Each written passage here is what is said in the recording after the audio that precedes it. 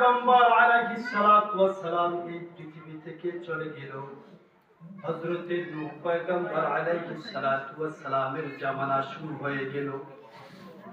নূহ পয়গম্বরের সময় মহাপ্লাবনের কারণে যখন আল্লাহর ঘর বাইতুল্লাহ নিঃশেষ হয়ে যায়, আমার খলিল হযরতে ইব্রাহিম পয়গম্বর আলাইহিস সালাতু ওয়াস সালাম ওই ভূখণ্ডে ওই স্থানে আমার নির্দেশে একটা ঘর নির্মাণ করে তার সন্তান হযরতে ইসমাঈল আলাইহিস সালাতু ওয়াস সালাম দুজনেই মিলে একটা ঘর নির্মাণ করে, যে ঘরটার নাম তারা রেখেছিল বাইতুল্লাহ। কি নাম রেখেছিল? বাইতুল্লাহ। আওয়াজ দিয়ে বলি, কি নাম রেখেছিল? বাইতুল্লাহ। বাইতুল্লাহ।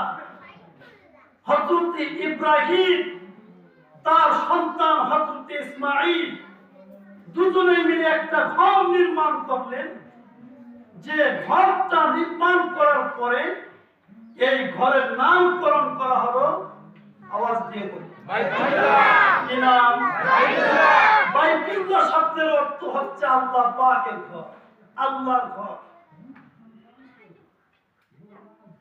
হযরতে আদম আলাইহিস সালাতু ওয়াস সালাম আর হযরতে ইসমাঈল আলাইহিস সালাতু ওয়াস সালাম অনেক লম্বা ঘটনা, ওই ঘটনার দিকে আমি যাচ্ছি না। আপনাদেরকে যে বিষয়টা আমি বুঝাইতে চাচ্ছি, বাপ ছেলে উভয়ে মিলে যখন আল্লাহ পাকের ঘর নির্মাণ করলো, করার পরে আল্লাহর কাছে 5টা দোয়া করেছিল। কয়টা দোয়া? 5টা। কয়টা দোয়া? 5টা। 5টা দোয়া।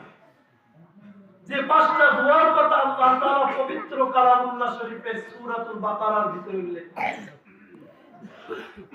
আল্লাহ তাআলা বলেন, হযরত ইব্রাহিম আলাইহিস সালাতু ওয়াস সালাম তার সন্তান উভয়ে মিলে একটা ঘর নির্মাণ করার পরে আমি আল্লাহর কাছে 5টা দোয়া করেছে। আমি আল্লাহ ইব্রাহিমের দোয়ায় খুশি হয়ে 5টা দোয়া কবুল করে নিয়েছি। সুবহানাল্লাহ।